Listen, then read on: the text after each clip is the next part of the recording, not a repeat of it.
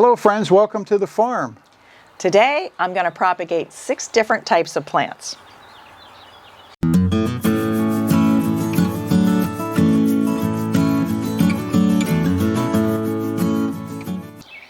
Today I'll be propagating from cuttings and using rooting hormone.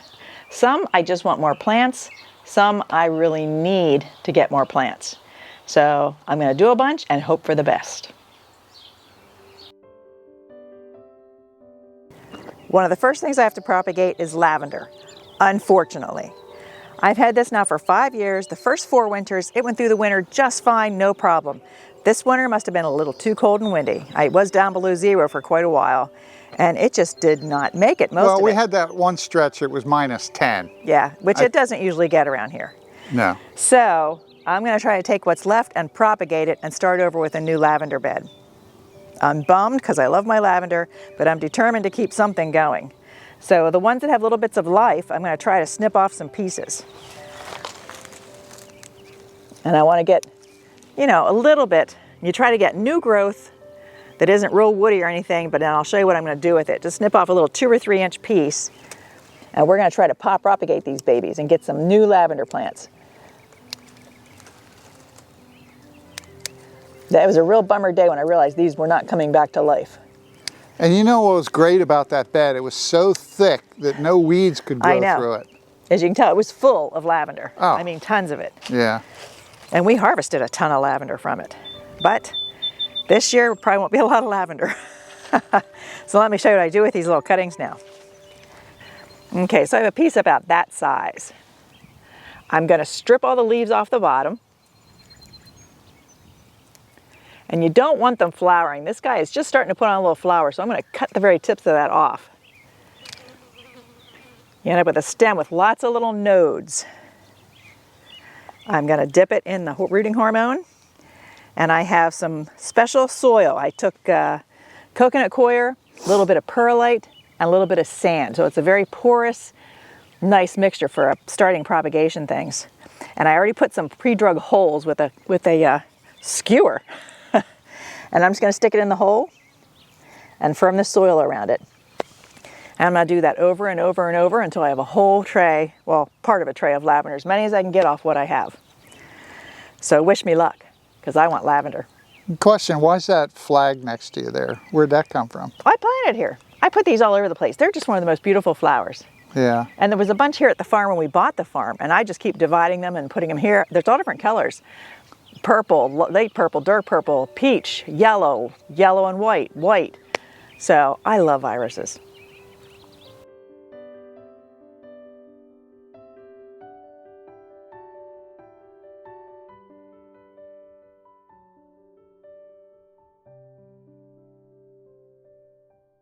Another thing I want to propagate are chrysanthemums. I've done this for the last few years, and we now have quite a few of them, but these are just so pretty. They're a deep, dark burgundy. So I'm going to propagate some more, and I have some yellow ones on the corner of the house, so I'm going to propagate some of those too. I mean, it's wonderful. You get free mums. And all it is, same as the lavender. I'm snipping them off, making sure I have like 2 or 3 nodes, and I'll do the same process as I did the lavender.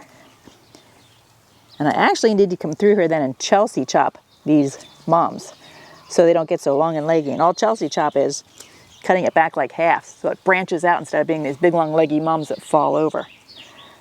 So I was thinking, you know, all these free plants, all this free whatever, we should make sure that our viewers don't tell their friends. We're going to put out of business all the nurseries, all these free plants. Well, propagating, it does work, but it's not always 100% successful. Sometimes it's not even that with certain plants. Mums are usually pretty easy. They will propagate pretty easy, but hey, I think there's still plenty of business for the nurseries. So this is not an experiment for you. You know this works. This isn't. There's a few plants I'm going to try that are an experiment. But most of these I've tried before. The lavender I've definitely done, but it was never as urgent as it is this year. I just wanted a few extra lavender. This year I need lavender. Yeah. So hey, one other question. I noticed that you drilled the holes ahead of time. Why do you drill it? When you know the dirt's so soft. Yeah, but it's mainly when I put the rooting hormone on it, I don't want to like push it all off as I'm pushing the stem into the dirt. That way you push it down into the hole, firm the dirt around it, and the rooting pan is still all around the stem of the plant. Ah. So now I'll do these mums. All right. Same as the lavender. Got a couple different nodes. I'm going to take all the bottom leaves off, leave like 2 or 3 on the top, and the ones on the top I'm actually going to cut off. You don't want too much plant matter left up there because it expires all the water out of it. So you end up with a little nub like that.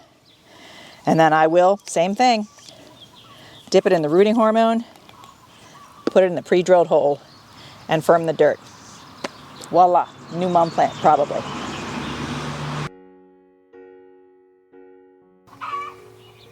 Now this is a tall phlox. This is one I never have done before, but I've seen people do it on YouTube, so it has to work, right?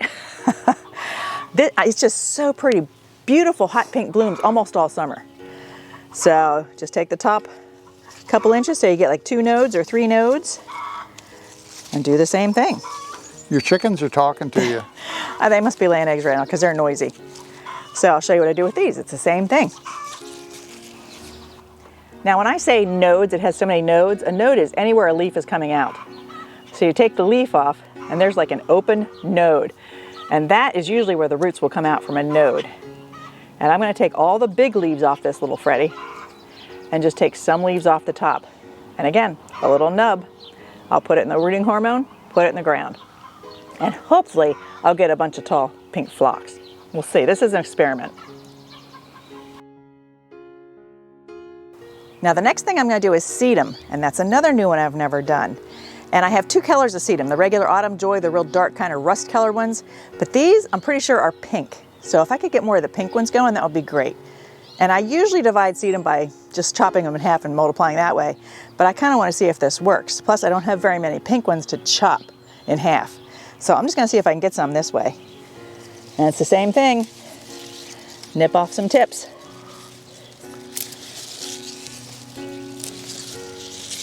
And they say you're supposed to Chelsea chop Sedum too, and I've never done that, so I think I'm going to try that for the first time this year. Cut them back about half, because the Sedum do get really long and leggy and fall over. So if it works, I'll have a lot prettier Sedum. You know, I notice a common theme here of the way you cut them, and then you trim off to expose like the bare nodes, you know. And I saw some of them, did it look like you scraped on the stem, or some you didn't? Why? Some of the bushes I'm going to try to propagate, like lavender, or not lavender, lilac, some of my currants, I am going to scrape because they have a little bit tougher stem. These, I'm taking so many nodes off. There's already a lot of damage to the stem, so it should have plenty of ease of getting the roots out. All right, so you're talking about soil contact with the inside of the... Yeah, pretty much. Okay, because if it's all covered, then it won't shoot out roots, right. Unless there's an opening. It comes out easier if there's an opening for it to pop out through the stem. I mean, you can scrape them all, and I think some people do, but some things, these are so many little cuts already, it has plenty of access. Now, succulents, they are different, so I don't know. I'm going to see how this works. They're different than anything I've ever done. We'll just see if it works, but I have nothing to lose, right? Get 4 of them in here, it'll be good to go.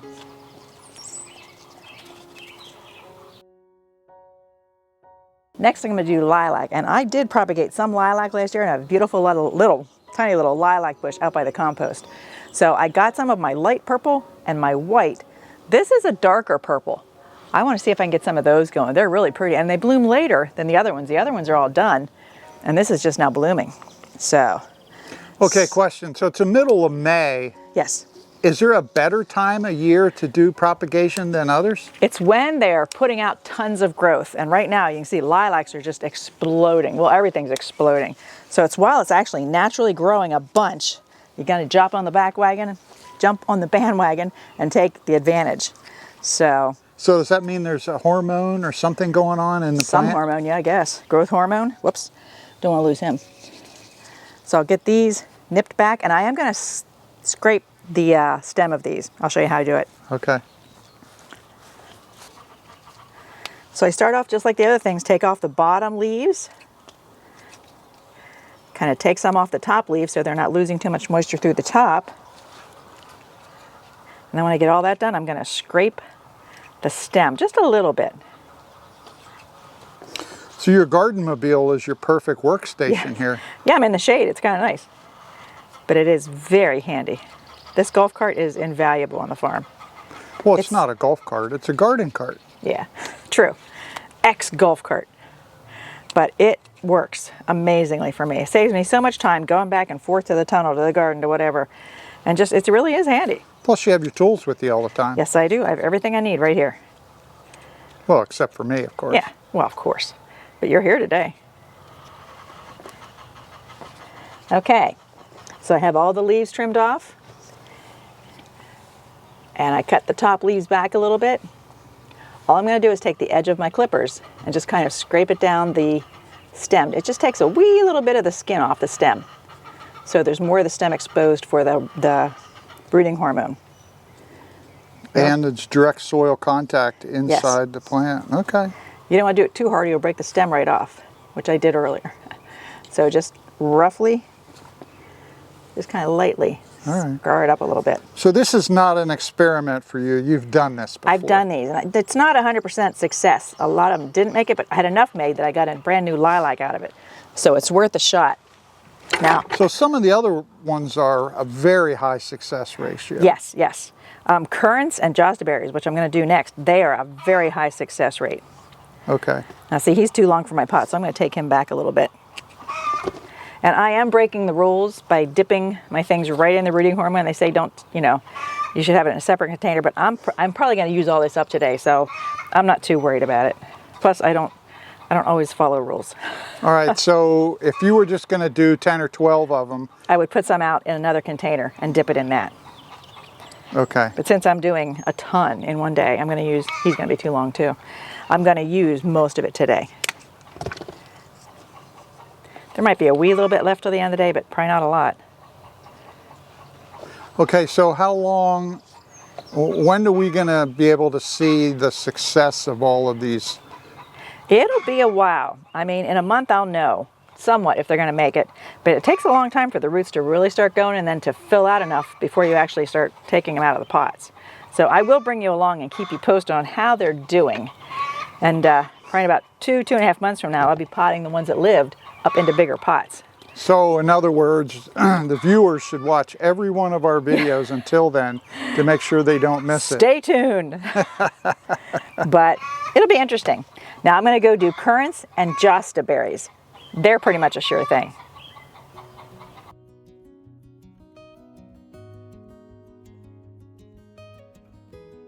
Now this is a Jostaberry. If you've never heard of a Jostaberry, it's a cross between a blueberry and a black currant. And I bought these for the chicken yard. I'm in the chicken yard right now. And I put them in here for two reasons. It gives them hawk protection. They can scurry under a bush if they sense danger. But I wanted them to have food because as the berries ripen and fall, guess who eats them? The chickens. Well, one day I was out here and I happened to taste one of the Jostaberries. They're delicious. So I propagated a few bushes, got going in the garden. I want to propagate some more. We actually bought 2 Jostaberries. Oh no, we didn't. I propagated those too. We haven't bought any Jostaberries yet.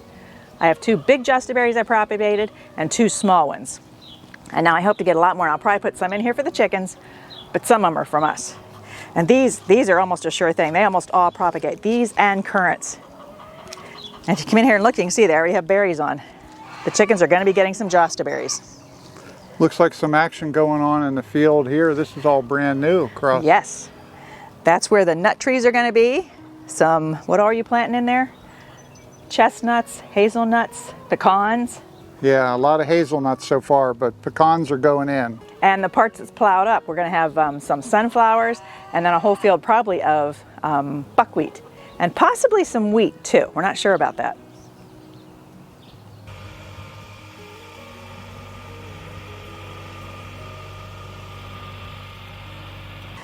Now this is currants and it is loaded. The chickens are going to be eating a lot of currants this year. And I'm going to try to propagate some for us too. Going to have lots of free plants.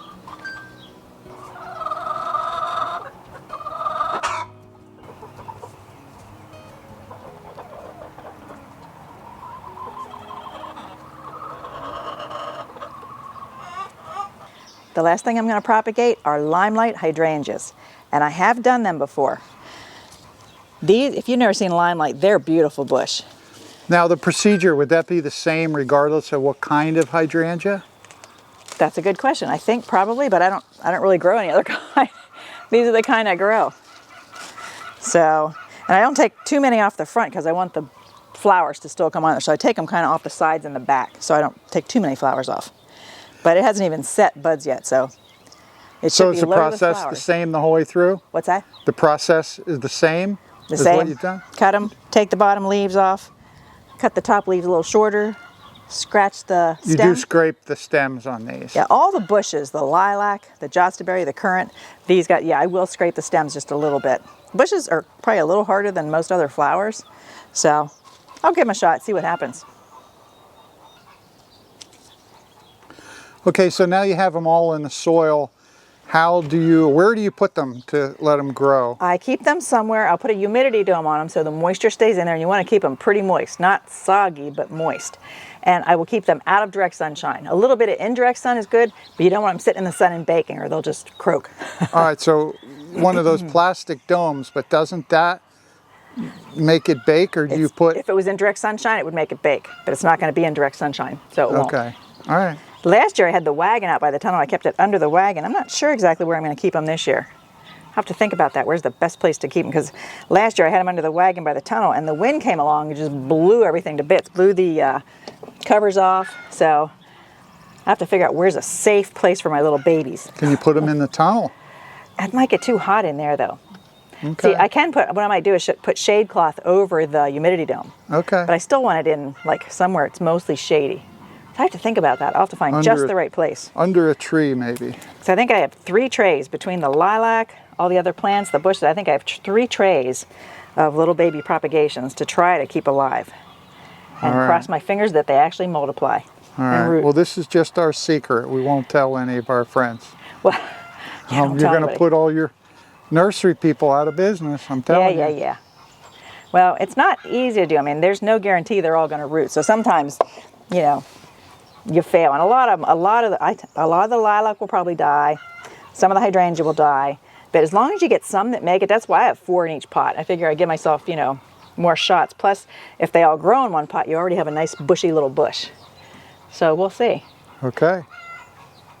Wow, what a beautiful evening. Feels great to sit in the porch on such a productive day, huh? Yeah, listening to the birds. Yeah. So where did you decide to put the plants? They're actually right over on the end of the porch on a table. It's a place that really does not get direct sunlight. And they'll be okay as long as Ruby doesn't get out here and knock them off the bench. Well, they get a little bit of morning sun to wake them up, but then after about 10 o'clock, it's all indirect. Yeah, so they should be fine. Yeah, good. And it will protect it from any storms and wind because it's east facing. So how many did you propagate today? It was over 250 separate little plants. Okay. And some of them had 4 in one little pot. Well, I counted 4 in each pot. Like I counted. Okay. All right. Wasn't how many pots, it was how many plants. I was asking you about success rate. How many of those 254 do you expect to live? And you were, earlier when we talked, you said you thought it might vary by variety. Yeah, I mean the currants and the Jostaberries are pretty good. Moms usually do pretty well, but some of the other stuff, we'll see. I don't know. It's a little different every time I do it. And the 2 of the things I've never done before, I don't know what to expect. So some you could get 80% on, and some you might get 20%. There or less, who knows? Yeah. I'll just do my best to keep them out of the sun, keep them moist, and check on them, and hope for the best. Rooting hormone, is that expensive? How much? No, I just get it on Amazon. I can put a link below to the one I buy, but there's a bunch of different ones. Yeah. They all work.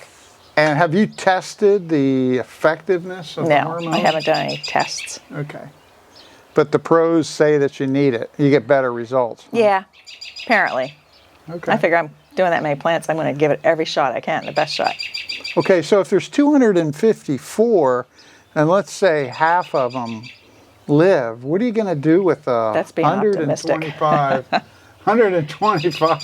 Well, like lavender, if there's 2 in a pot that lives and 2 in another pot, I'll probably combine them into one big plant. So it won't end up being 125 plants. It'll be a lot smaller. But the lavender bed itself, you're going to need probably 30 or 40 I don't know. that bed. I may actually buy a few plugs on Etsy. I'm going to hedge my bets. I want lavender. Okay. I don't want to take any chances of losing all the lavender. I still have a few plants here and there, but I got to get moving on that. I can't be without lavender. And you got to get it growing up enough that we don't have to weed it anymore. Get it thick enough that you can't get weeds, yeah.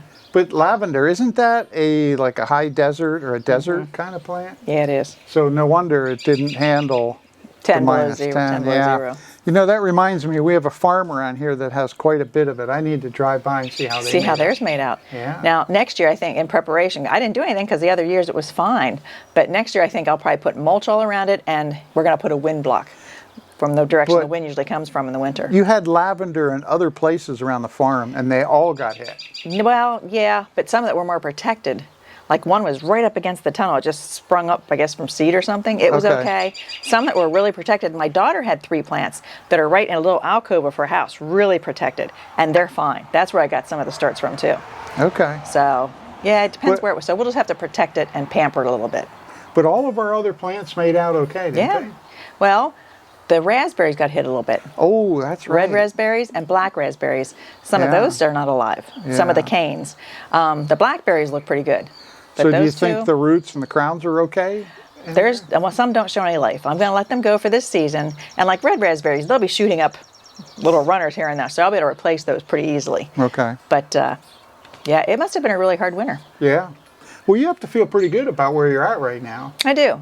Yeah, things are getting in pretty good shape. Yeah. My daughter's been helping a lot. She's been coming over almost every day and weeding for an hour or two, and that's wonderful. Yeah. And I have a teenager that worked for me last year. She's going to start working on Saturdays this week until school's out, and then she'll work 2 or 3 mornings a week, maybe even with a friend. So how long do you think until we do the big spring garden tour? Until things are really growing. Probably 3-4 weeks, maybe. And when the strawberries are going? Yes. Okay. There's little strawberries out there. They're coming. Just need to grow and get red, but we're going to have strawberries. And I think we're going to have cherries this year, so if we can fight the birds off. Yeah, the birds got them last year. We got to make sure we get them or net them or something to keep the birds away. Yeah, so exciting times. Sweet and sour cherries, both of them. And the apricots are getting big. So, yeah, there's a lot of good stuff coming. Yeah. I'm excited. Yeah. Well, hey, thanks for joining us on the Wardenberg Family Farm, and we look forward to seeing you again soon. Bye-bye. Bye-bye.